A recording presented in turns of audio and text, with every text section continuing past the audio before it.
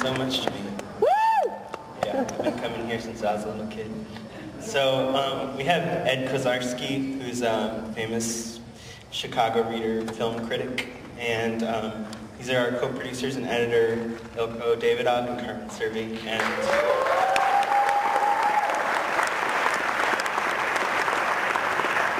so Ed, you're going to lead conversation with these guys, right? Yeah, I'll ask a couple of questions to get it warmed up, and then we'll open up questions to the audience. So, yeah, I wrote about Yony and Burroughs' connections to Chicago in the film for the reader. And I should point out that some of the people here in the crowd got their tickets cheaper than you did because they took advantage of the new Reader Real Deal program, which you can find out more about at chicagoreader.com/realdeal. Yeah. But so I'm going to start off with a kind of a rude question. I know. So at the Think Art opening yesterday, a friend of mine was saying about the, I'm not saying I believe this, by the way, but about the Beats in general, but Burroughs in particular, that it was hard for him to take his outsider stance seriously, considering what a privileged background he came from. I'm just wondering, how do you feel about that? Yeah, well, I mean, someone's background definitely plays a part of it, but, you know, being addicted to drugs and being queer and having a mind thinking unlike anyone else, can't think of anything more alienating than that. So being alienated and being outsider are kind of two different things, I think. And separating those two, and of course socioeconomic status plays a part of it, but once you're so alienated from everyone, and I think that would probably alienate you even more so, you know, you have these even more rules to break, I think. Yeah, that's not rude. I was worried. Yeah, I saw a look on your face. You're obviously quite a bit younger than most of the people in the film,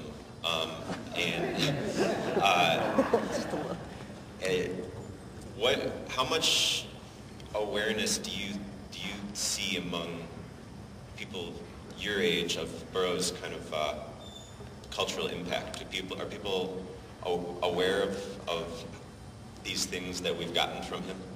I think so. Like, it's funny how he penetrates. Like, I talk to people and they're like, you know, I know Sonic Youth and I learned about them through them. I learned about him through Throbbing Gristle. I learned about him through hearing his voice on The Sopranos. I learned about him from drinking Drugstore Cowboy. It's funny all the different avenues that it comes through. So, I mean, even if it's not even a direct relation, I think it permeates through culture. And I was at an art opening here as I was starting to shoot it, and it was like this group show, and there were 3 beat-related pieces, and you know, you hear about it. And also, Howl just came out about the Allen Ginsberg trial, and On the Road is coming out next year, and it's a big blockbuster, $50 million. What's her name from what's her name? Kristen Stewart. Viggo Mortensen. It's like going to be a Jack Kerouac treatment. And Steve Buscemi is doing Queer. Also, right? Or did that already happen? That hasn't started yet. But yeah, so there's a resurgence. So, anybody have any questions out there? If you have a question, raise your hand and I'll try to find you with a microphone. All the way at the back. Thank you so much. Oh, well, I remember, because I always forget these things. I have to just... Dave said so kindly that if you guys want to see Female Trouble, which is playing at midnight here, John Waters' Female Trouble, you guys can all see it for free with your tickets from here. Just so nice of him. I'm going to be here. It's one of the funniest movies ever made. Really nice. Yeah, and I also want to thank, these guys edited my film at Bulletproof, and they came in really, it's a great company, and they run some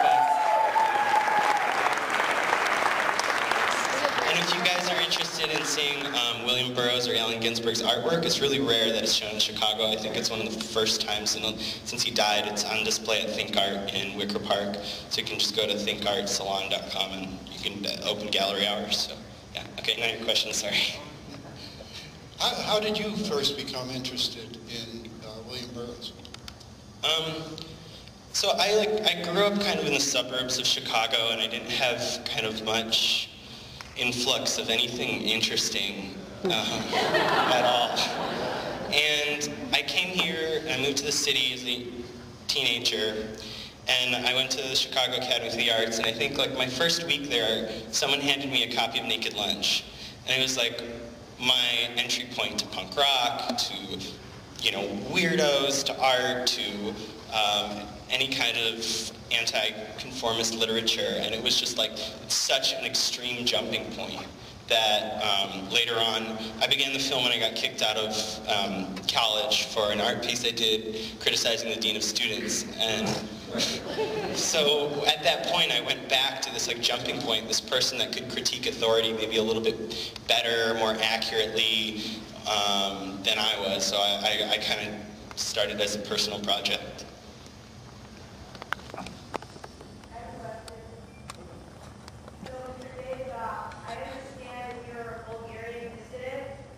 Reader did a big story about you, and I was wondering, how did you relate to Mr. Burroughs and his relationship to the world?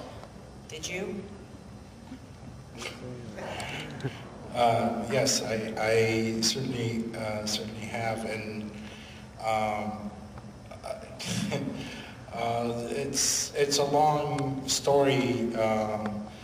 When I first got acquainted with the literature through my coming to America, through finally meeting Yony, and so throughout my life I have been influenced by certainly figures like Burroughs, and that was quite a experience, having great opportunity to be able to work on this. So, yeah. And don't be shy. He used to import punk rock behind the Iron Curtain. It was legal, and he was one of the first to get asylum in the U.S. from it. So it's pretty cool. Well, Ed here wrote the whole story, so you guys don't read it. It's a long story. But yeah, thank you, Lori. Import in.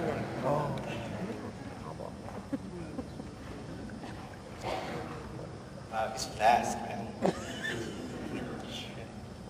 This must have been like such a long journey for you to like take meeting all of these amazing people to talk to them about such a book. And I know it would be a long story to tell, but I was wondering, like, what have you taken from this travel and conversations and all of the just talking points that you could possibly have? Like, what have you taken from this journey?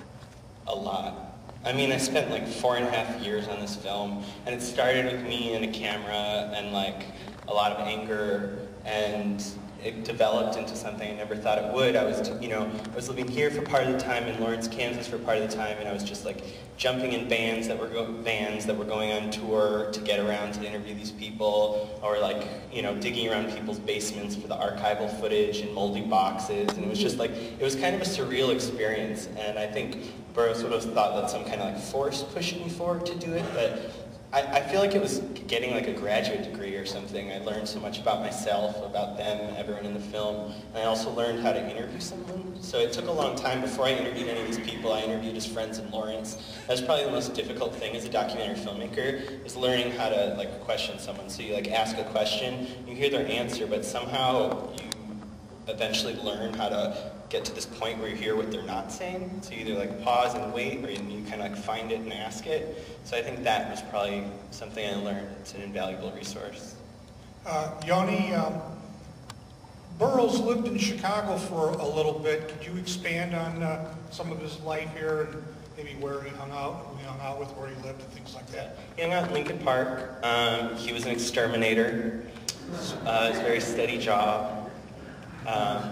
And yeah, I think he enjoyed it here. He came here to study, what's his name, the linguist, Korzybski. So he was studying semantics Korzybski here, and which is what brought him, and then he stayed and became an exterminator and had some problems. And at that time, I think Chicago wasn't what it was today, so he moved on. But he kind of kept his Midwest roots. He lived most of his life in Lawrence, Kansas. He was born in St. Louis.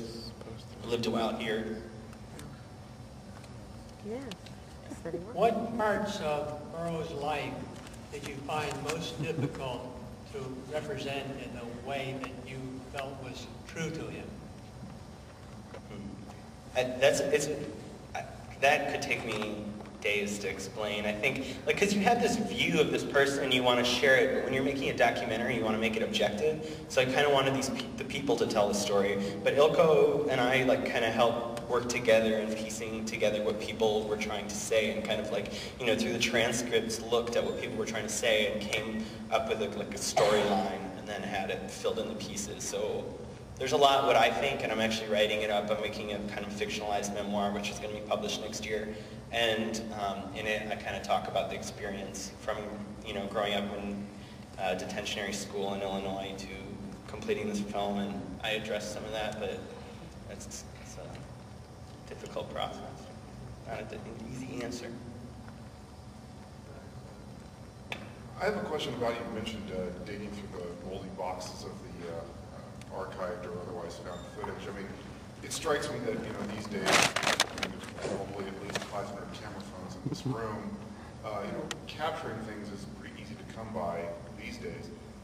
Back when a lot of what you found was captured, it wasn't so easy. So it seems to me that there was a lot of thought, a lot of intent. What do you think was behind that? Do you think it was just casual, or did Burroughs and his cohorts really feel that they were doing something important that needed to be, like, archived somehow? I was kind of wondering what your thoughts about that. Well, we're all a little self-important, right? No, I mean, I think after a certain point, maybe they realized it, which is, there's two factors. So early on, there wasn't a lot of documentation, a lot of, and then also they didn't have recognition. So as cameras became more accessible and they got more recognition, more footage came. But yeah, footage is rare of him. There's not too much. I think while he was really good on camera, I think he was a little nervous. But it came from, you know, it existed mostly in his later life. Like, a lot of the footage is from someone who just shot it on VHS. And people don't register. If you live in Lawrence and Burroughs is your neighbor and you shot on these things, what do you do with it? I mean, you don't even think about it sitting on VHSs down there. I mean, even Thurston Moore, who donated some of this stuff, had it sitting on an 8mm Dusty in his junk cabinet. You know, just like, which is awesome. But it's really great that all this stuff gets documented. I'm not sure if it gets preserved, though. You know, you, like, put it online, and then I guess it's saved in low quality online. But I think it's really interesting, and it makes it a lot easier for future filmmakers, for when people are making films about all of you guys that your friends have filmed you. Hi, great film. I was just wondering, there was some footage of the cats, and I was just wondering if there was any film available about the monkey. I really wanted to see the monkeys, man. The lemurs? Yeah, the lemurs. Not available? A funny story about his cat is he had one of the longest living cats in history. His white cat, you can read about this, his white cat lives like 25 or something crazy. He had feline leukemia. This guy Roger Holden took care of him and did all these herbal treatments and Reiki and, like, all this stuff to keep this cat alive, and lived longer. I mean, it's preserved. It's one of the longest living cats, longest living in Kansas. So funny. We were swimming in the water or the junk. I don't know.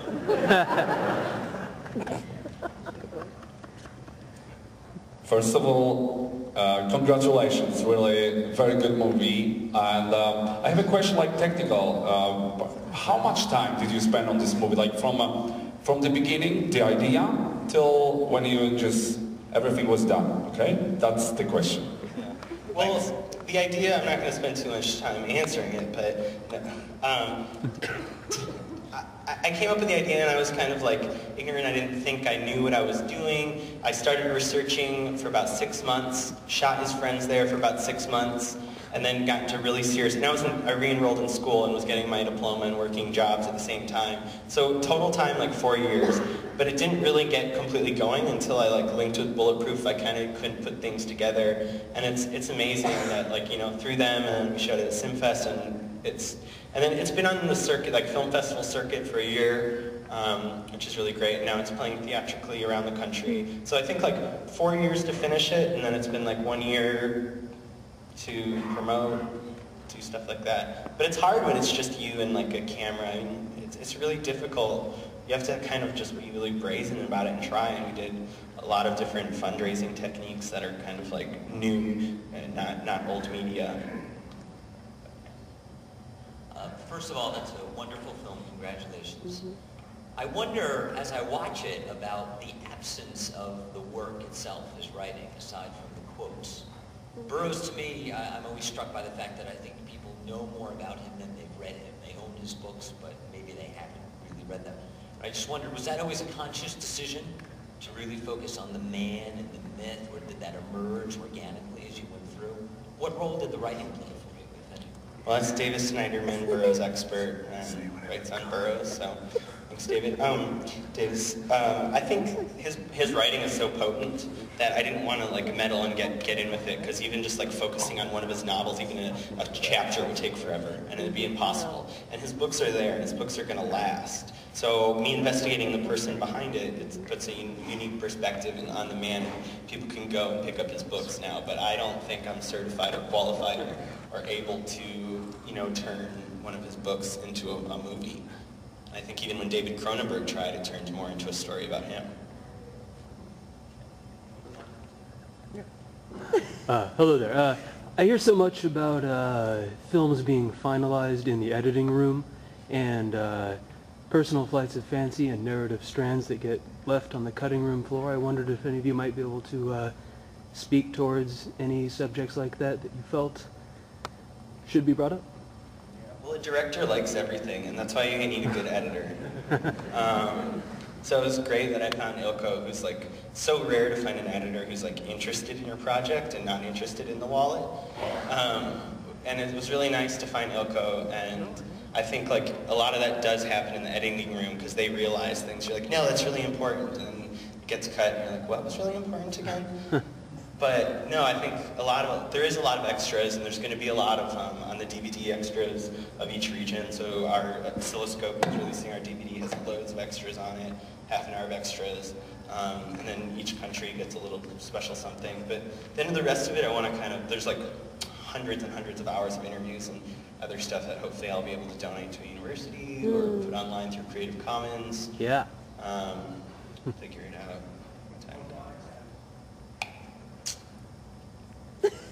I think that's about it. Oh, wait, come see it at Female Trouble. Also, if you guys want to write your emails down, it's really helpful for filmmakers. There's an email, there's like a whole table of email sheets to write your email. And I'll see you at Female Trouble. Thank you, Music Box and Reader and Thinker and Bulletproof and Cinefest.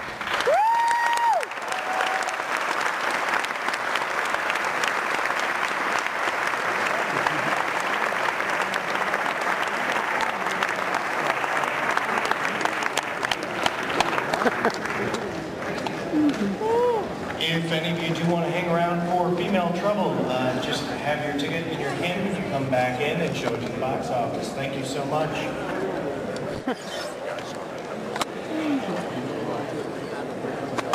It's funny, he doesn't film me, but he'll film you. I don't understand. I wonder who he really wants to be around.